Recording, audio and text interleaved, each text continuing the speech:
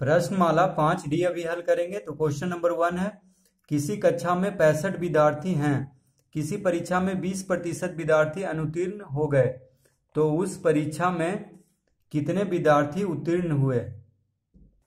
तो देखिए question number 1 में हम लिखेंगे उत्तीर्ण विद्यार्थी बराबर कुल विद्यार्थी माइनस अनुत्तीर्ण विद्यार्थी। तो देखिए हमसे पूछ रहा है कि कितने विद्यार्थी उत्तीर्ण हुए, तो उत्तीर्ण विद्यार्थी बराबर क्या होगा, कुल विद्यार्थी कितना दिया हुआ है 65, उसमें से हम अनुत्तीर्ण विद्यार्थी को घटा देंगे। तो देखिए अब उत्तीर्ण विद्यार्थी बराबर कुल विद्यार्थी कितना है 65, ठीक है। तो यहाँ पे हम 65 लिखेंगे कुल विद्यार्थी के नीचे, माइनस अब अनुत्तीर्ण विद्यार्थी कह रहा है कि किसी परीक्षा में 20% विद्यार्थी अनुत्तीर्ण हुए, तो क्या करेंगे, देखिए 20% यानी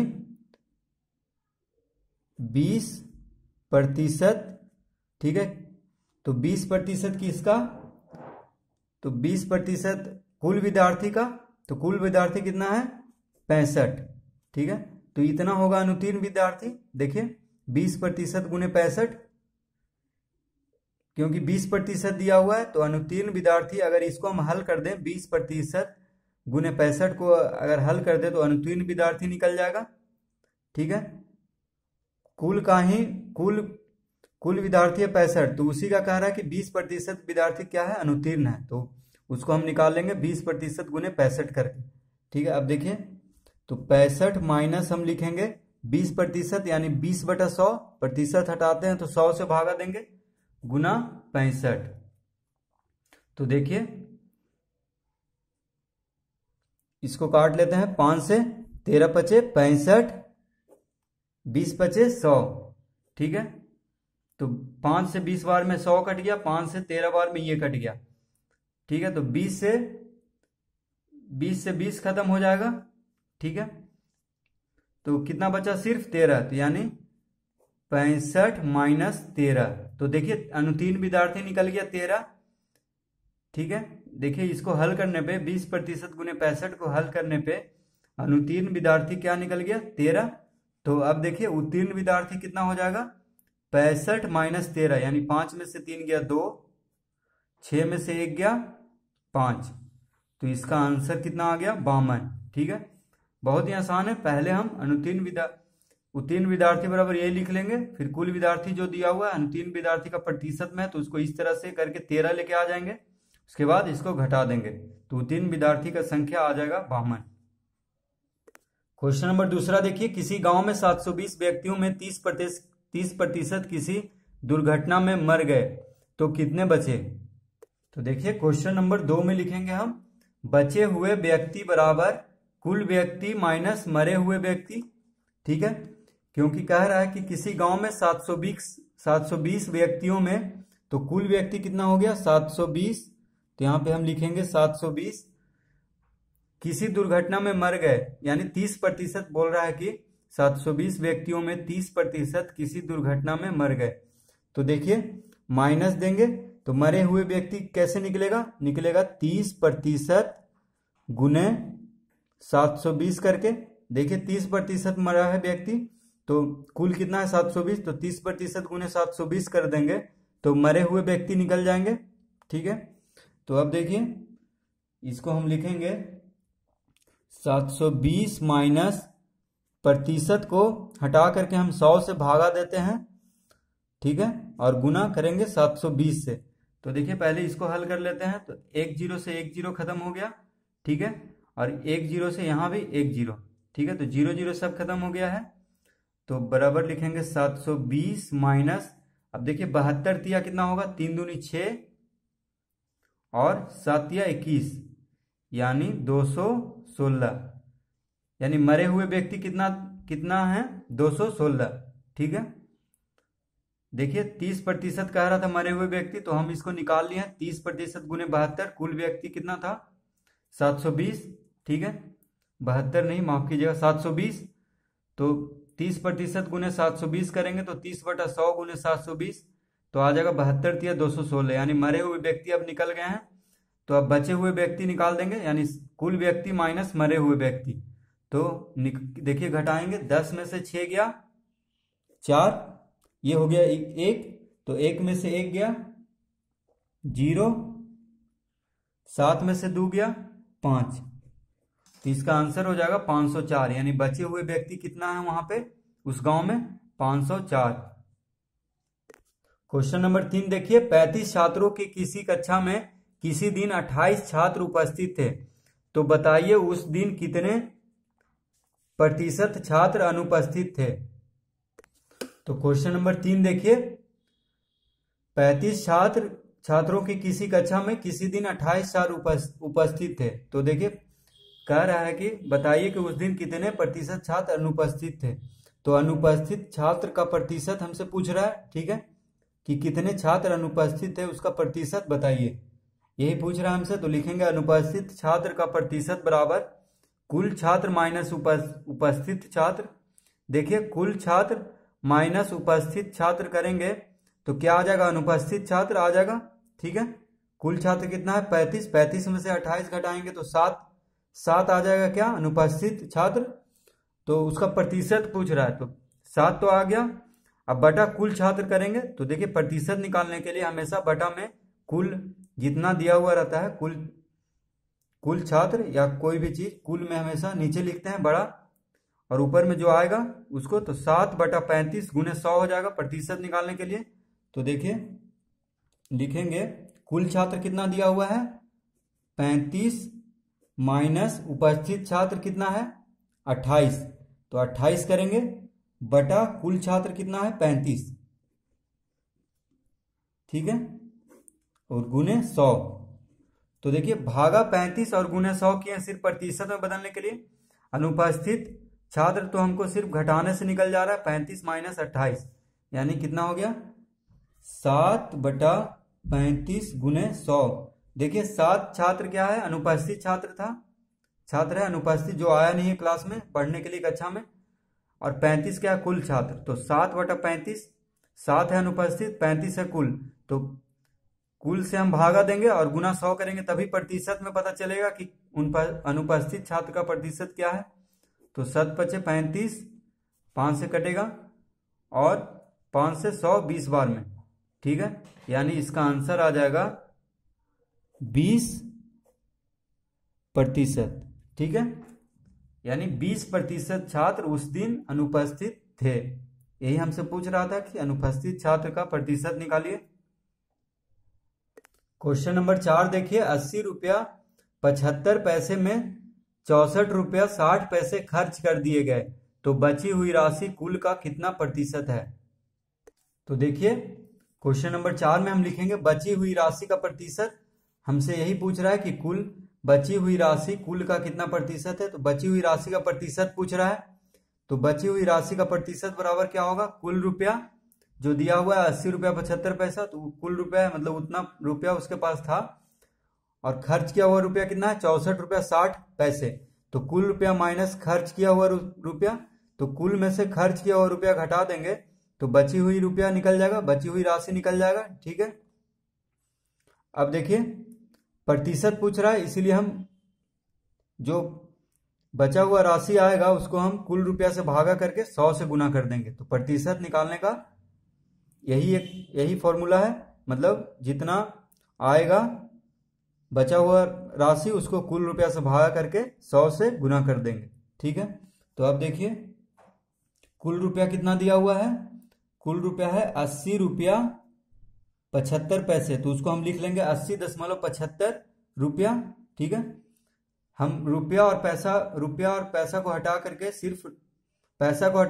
सिर्फ रुपया में बदल लेंगे, तो 80 देखिए रुपया की जगह पे हम दशमलव दे दिए हैं, तो 80.75 रुपया हो जाएगा, ठीक है। पैसा जो है रुपया में बदल जाएगा, क्योंकि 1 रुपया में 100 पैसा होता है और 1 पैसा में 1/100 रुपया। तो हम देखिए 100 से 75 को भागा देंगे तो 0.75 आएगा रुपया में, तो साथ में 80 रुपया 75 पैसा हो जाए 80.75 रुपया हो जाएगा, ठीक है। माइनस अब खर्च किया हुआ रुपया कितना है? 64 रुपया, यानी 64.60, इसको भी हम रुपया में बदल लेंगे तभी तो घटेगा, है ना। सिर्फ अगर पैसा और रुपया दोनों में रहेगा तो नहीं घटेगा, सिर्फ एक चीज में हम कर लिए हैं, देखिए दोनों को रुपया में, बस दशमलव बीच में लगा करके, बटा कुल रुपया, तो बटा कितना है, कुल रुपया कितना है 80.75 रुपया, ठीक है, गुना, तो ये ब्रैकेट में है क्योंकि इसको पहले हल करना है उसके बाद 100 से गुना करना है। तो अब देखिए इसको हम घटाएंगे तो आ जाएगा 16.80.75 से 64.60 को घटाएंगे तो आ जाएगा 16 दशमलव, तो यहाँ पे हम लिखेंगे 16.15,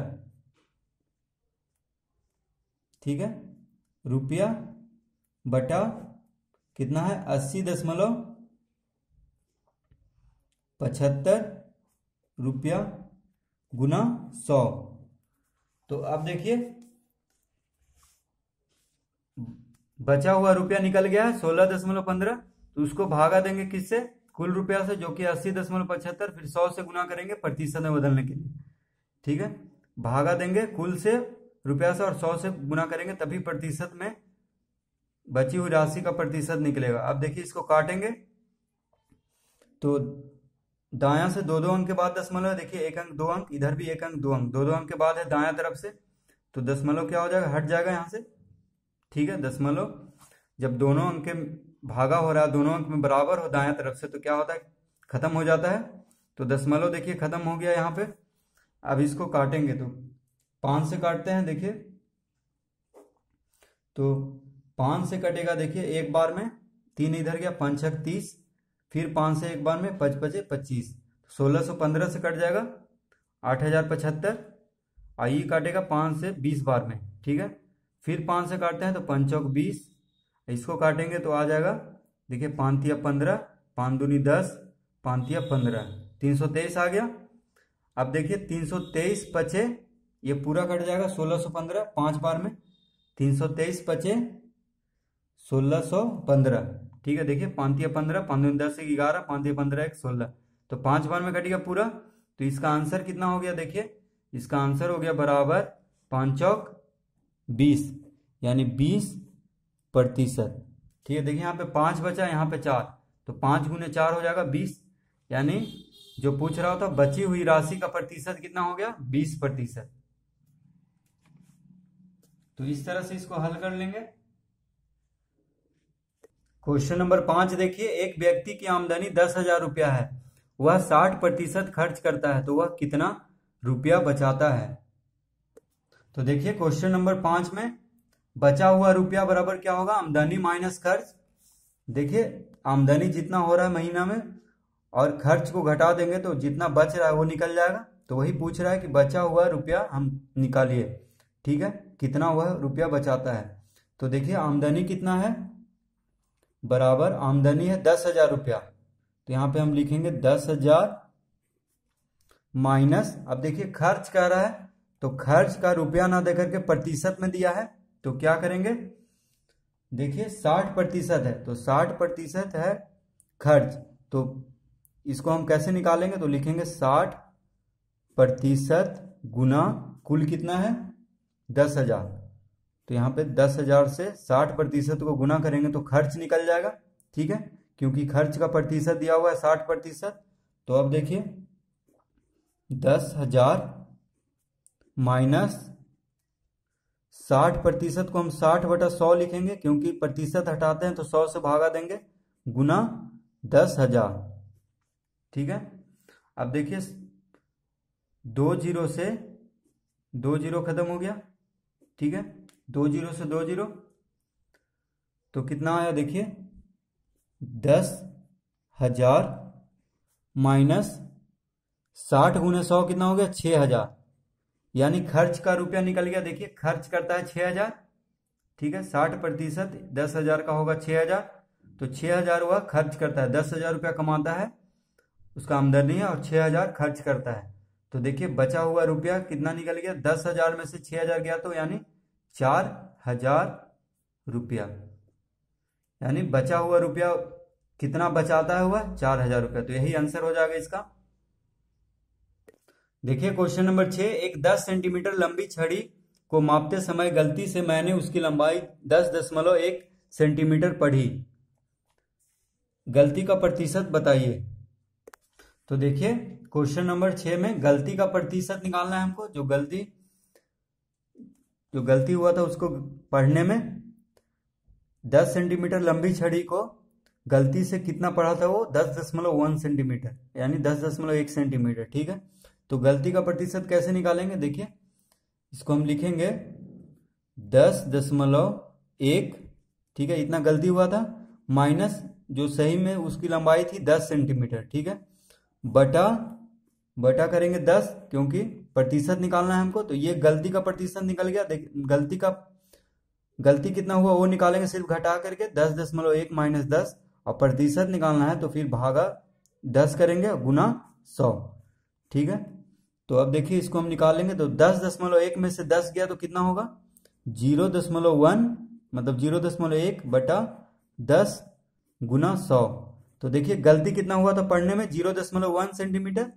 ठीक है, घट के देखिए निकल गया 0.1, लेकिन प्रतिशत निकालना है तो 10 से भागा देंगे और 100 से गुना करेंगे। ठीक है, तो देखिए 10 से 10 बार में कट गया 100। ठीक है, अब ये आ गया 0.1 गुना 100 हो गया। अब देखिए ये वाला दशमलव हटाएंगे तो नीचे 10 आएगा। ठीक है, एक अंक के देखिए दाएं दशमलव के बाद एक अंक है तो एक पे एक जीरो देंगे दशमलव हटा करके। ठीक है, तो देखिए ये हो गया 1/10 गुने 100। दशमलव हटाने पे देखिए 10 आया तो उसको हम लिख दिए सिर्फ 1/10 गुने 100 हो गया ये। अब देखिए 10 से कितना बार में कट गया 10 बार में, 10 दहा के 100, यानी इसका गलती का प्रतिशत हो गया 10%। ठीक है, तो इसका आंसर कितना हो गया देखिए 10%।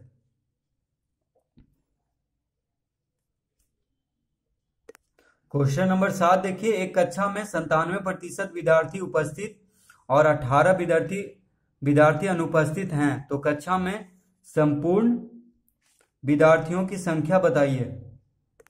तो देखिए क्वेश्चन नंबर 7 में हम लिखेंगे माना कि कक्षा में संपूर्ण विद्यार्थियों की संख्या है x। ठीक है, यहां पे हमसे पूछ रहा है क्वेश्चन नंबर 7 में कि कक्षा में संपूर्ण विद्यार्थियों की संख्या बताइए। तो हम क्या करेंगे, माना कि कक्षा में संपूर्ण विद्यार्थियों की संख्या है x मान लेंगे। ठीक है, अब देखिए अब क्या करेंगे, अब कह रहा है एक कक्षा में 97% विद्यार्थी उपस्थित है और 18 विद्यार्थी अनुपस्थित है। तो देखिए दोनों को हम जोड़ देंगे तो कुल यानी संपूर्ण विद्यार्थी निकल जाएगा, उपस्थित और अनुपस्थित, क्योंकि दोनों को ही मिलाकर ही कुल विद्यार्थी होता है। कक्षा में कितना वहां आया हुआ है पढ़ने और कितना नहीं आया है, तो दोनों को जोड़ देंगे तो क्या हो जाएगा, कुल निकल जाएगा। तो क्या करेंगे देखिए 97% विद्यार्थी उपस्थित है तो क्या लिखेंगे, देखिए 97% गुना x। देखिए 97% कह रहा है तो 97% को x से गुना करेंगे, क्योंकि x हम कुल माने हैं। तो हमेशा जो उपस्थित है, उपस्थित का प्रतिशत दिया हुआ है तो वो उसको कुल से गुना करना पड़ेगा, तभी जाके उपस्थित विद्यार्थी निकलेगा। तो 97% गुने x किए हैं, प्लस 18 जोड़ेंगे 18 से। देखिए अनुपस्थित यानी जो नहीं आया वो 18 है, तो इसको हम जोड़ेंगे 18 से तभी निकलेगा। बराबर कितना होगा, देखिए बराबर कुल होगा, यानी ये दोनों को जोड़ करके कुल विद्यार्थी हो जाएगा, यानी संपूर्ण विद्यार्थी जो कि x माने हैं।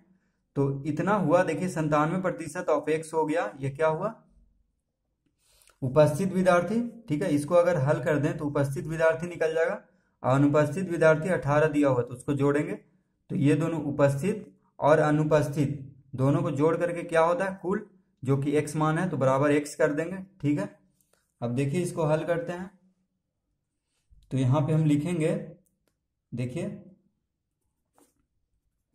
97/100,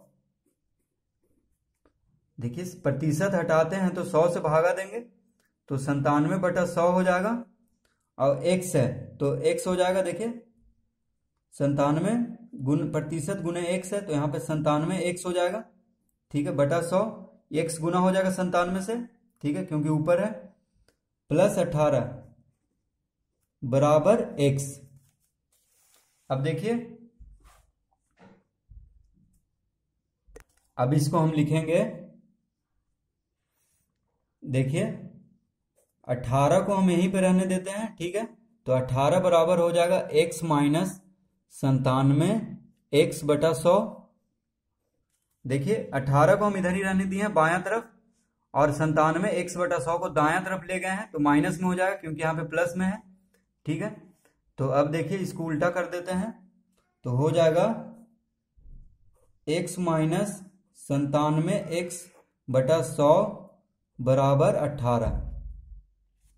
तो देखिए इसको हम इधर लिख दिए हैं, जो x माइनस 97 x बटा 100 था उसको दायां से बायां लिख दिए हैं, ठीक है, ताकि x वाला सोल्व करने में आसानी होगा। 18 को बायां से दायां तरफ लिख दिए हैं, ठीक है, तो इससे कोई फर्क नहीं पड़ेगा। तो देखिए अब 100 लघुत्तम लेंगे तो यहाँ पे 100 से गुना हो जाएगा, यानी 100x माइनस 97 x बराबर 18, ठीक है। देखिए 100 लघुत्तम लेंगे तो 100x माइनस 97 x बराबर 18 हो जाएगा। तो 100 में से 97 x गया तो 3x, 100 में से 97 गया तो 3 और फिर x है, तो 3x बटा 100 बराबर 18, ठीक है। अब देखिए तो 3x बराबर क्या हो जाएगा, 18 गुने 100। यहाँ पे देखिए बाएं तरफ भागा में, तो दाएं तरफ क्या हो जाएगा, गुना में, ठीक है। अब देखिए इधर सोल्व हल कर देते हैं, उधर जगह नहीं है, तो x बराबर क्या हो जाएगा, x बराबर 18 गुने 100 बटा 3। यहाँ पे देखिए 3 गुना में है, तो दायां तरफ हो जाएगा भागा में, ठीक है। तो 3 छक 18, यानी x बराबर 600। तो ये आंसर आ गया है। तो देखिए संपूर्ण विद्यार्थी को हम x माने थे, जो कि आ गया है, देखिए 600। तो संपूर्ण विद्यार्थी बराबर लिख देंगे 600 इसका आंसर। तो यहाँ पे हम लिख देंगे 600। तो इसको देखने के लिए धन्यवाद। अच्छा लगा हो तो इस चैनल को सब्सक्राइब कर दें और इस वीडियो को लाइक कर दें।